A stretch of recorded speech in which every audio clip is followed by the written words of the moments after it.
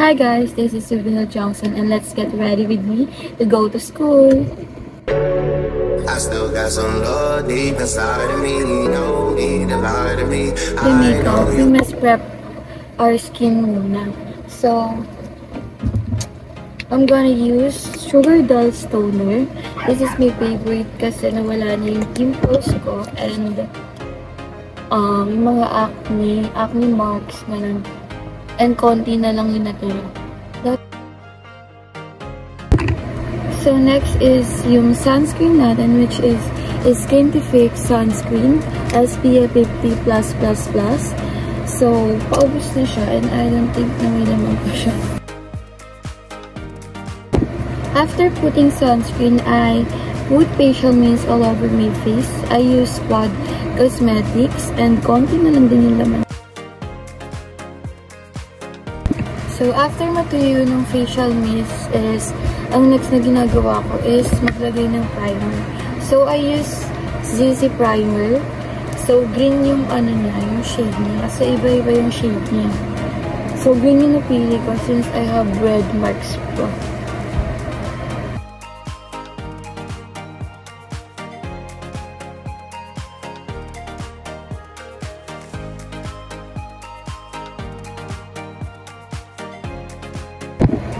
So, bago tayo mag-put ng base sa makeup, maglalagay muna tayo ng lip gloss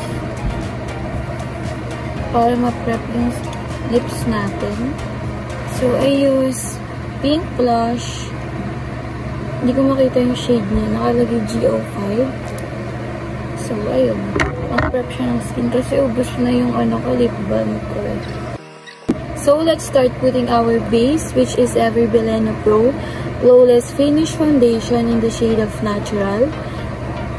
So, maglalagay lang tayo ng isang pump. Pwede na yun.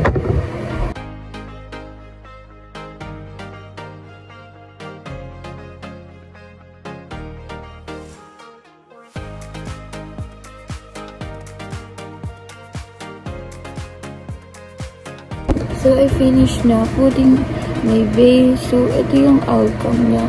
Very light coverage lang siya. And as makikita pa yung mga marks ko. So, lalagyan natin yan ng concealer. So, I use Maybelline Concealer in the shade of 10. Hindi siya makita.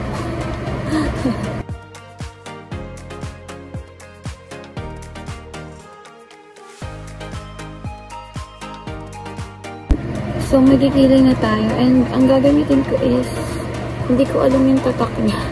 Pero ito yung itsura niya. And eyeliner talaga siya. Pero ito yung pinanggigilay ko kasi dito mas padadalian. Ito niya is parang dark brown lang. Parang, kasi ito yung brush na gagamitin ko. Parang paslant. And super nipis na. Sakto lang talaga yung pangkilay.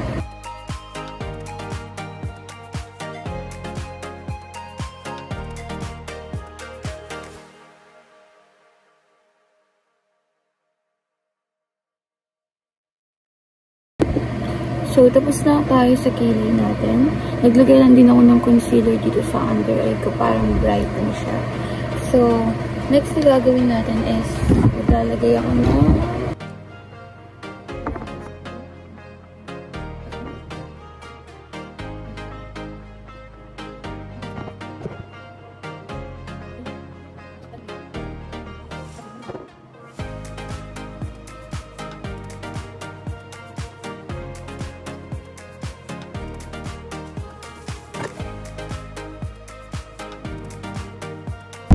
So, mag-blush na tayo guys. And ang gamit ko is Beauty by Paul Unatim in the shade of Beauty.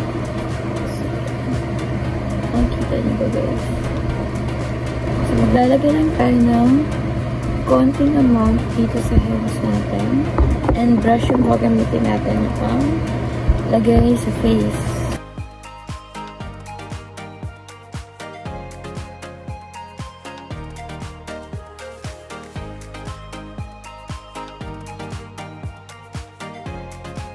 So, ang next ay iset ang face natin with this setting powder, Dr. Sensitive All Day No Sebum Blur Powder in the shade Natural.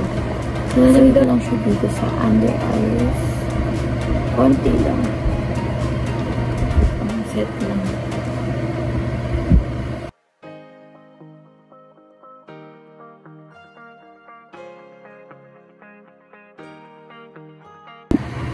Blend natin siya using our brush. Real Techniques.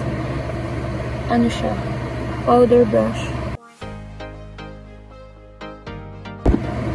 So, maglalagay na tayo ng eyeshadow. And, ang gagamitin natin is Dazzle Me. So, sobrang tagal na ito sa akin. Hindi naman ako nag-eyeshadow before. So, ngayon lang. And ito yung gagamitin natin. Pang natural effect ko lang ang atake.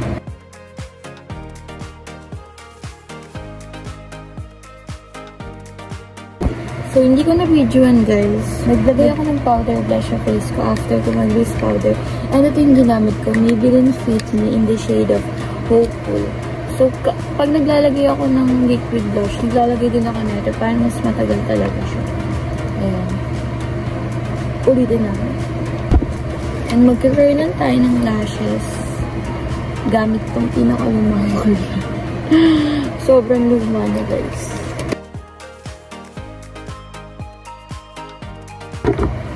And ito yung mascara na gagamitin ko. Maybelline Hyper Curl. Waterproof daw. Pero parang hindi.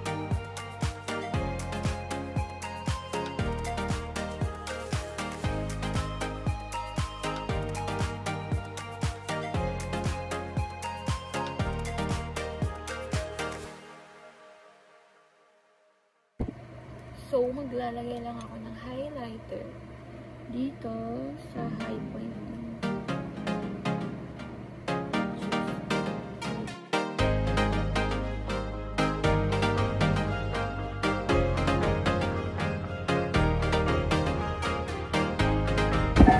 So, ang pinaka-last, syempre mag-lip tint. Alam mo, pumasok ka ng maputla, eh. So, ang gamit ko is Ever Belena.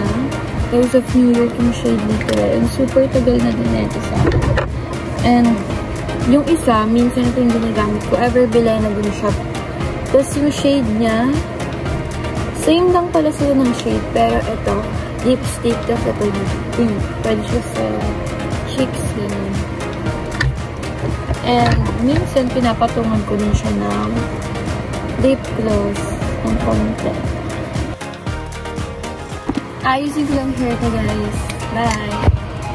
So, here's the final look. I still got some love deep inside of me. No need to lie to me. I know you got a guy. He's not a guy to me. Just say goodbye to him and take a ride to me.